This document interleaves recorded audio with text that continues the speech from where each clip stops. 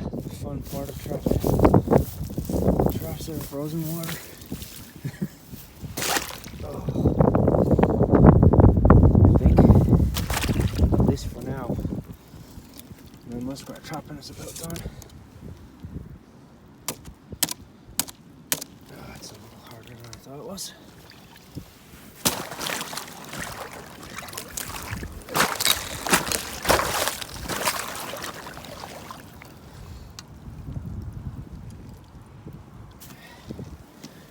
Trap under there. Look at the hole they have under there. Trapped 3 rats out here. I already see my trap is starting to rust a little bit. They've been in there a while.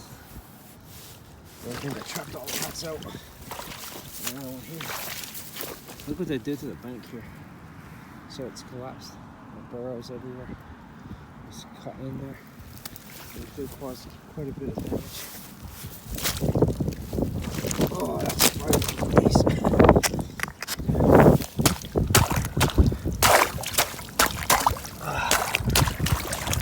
we go.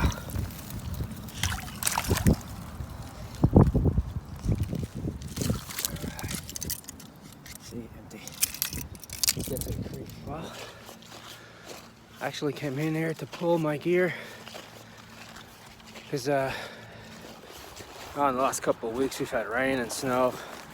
Creek's been flooding up and down. But I've been plagued in here 3 times now. I've lost coons in here. I had 1 coon pull out of my tube trap out of Victor #1. Then 2 times I had a coon pull out of my cuff on this side here. I've also had big issues with mice taking the bait. A lot. Even with the cotton ball and marshmallow and everything else, they were still stealing my bait. But this morning I came down here to get my gear. Well, look at that. This is a first for me. First for me.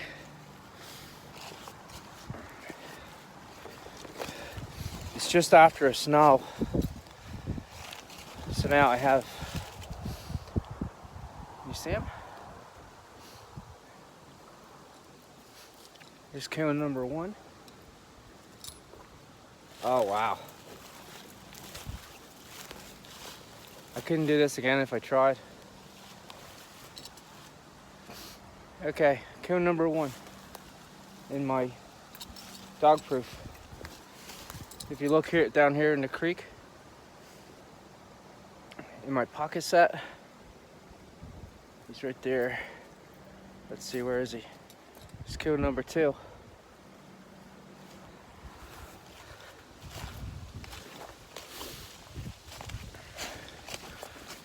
And if I come this way,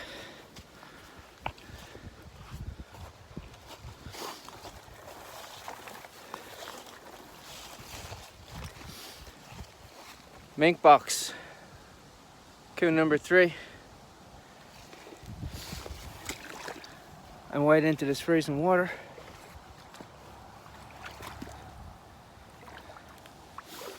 Dog proof #2, coon #4. Never caught 4 coons like that together. Never.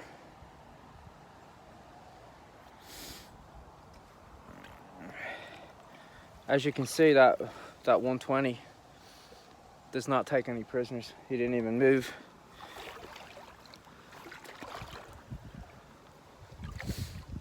Here's the other. Oh, this water is cold. Freezing cold. There's the other coon in the pocket set here. Of course, he's after digging my pocket in.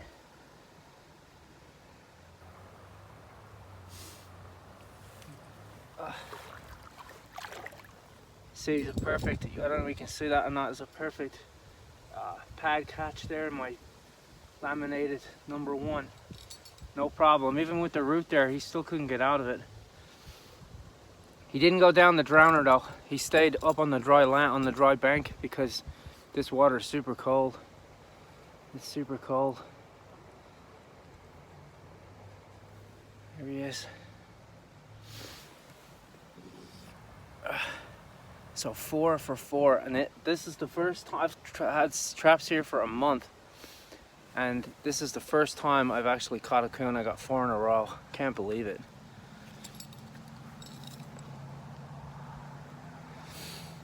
You can see here my number 1, a Duke. Perfect pad catch. You see how I laminated the jaw. All I did was actually weld on welding wire, thick welding wire. I spot welded it to the jaw, and then I had my modified trigger. You see how I had it bent up? But it held that coon no problem. Even with the stump here, I thought, man, I had it on the drowning rig. This was on a drowning rig, but it still held him. All right, let's get him out here. Yeah, this is a prime reason as to why you want to wire your mink boxes off.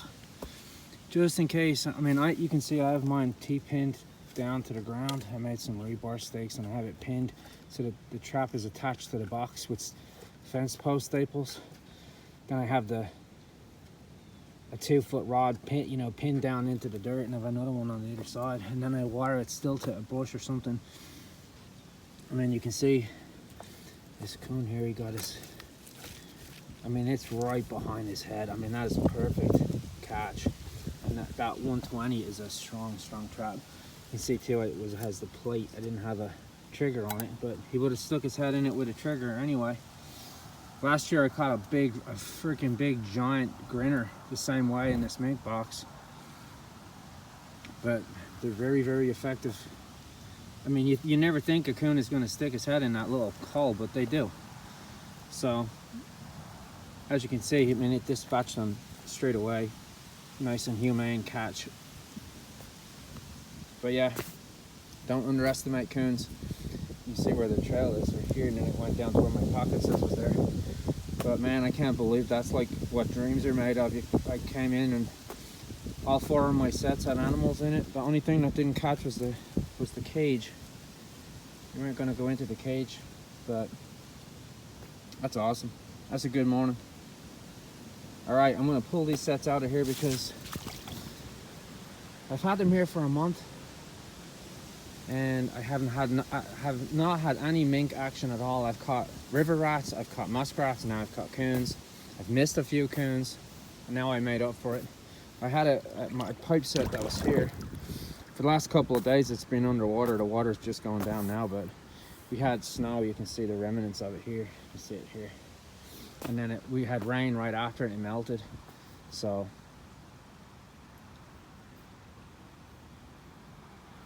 yeah, so I'm gonna pull these sets because I don't believe there's mink running this creek.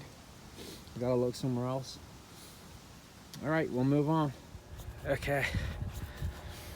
Apart from the opening day of muskrat season, that was my best day of trapping this season so far.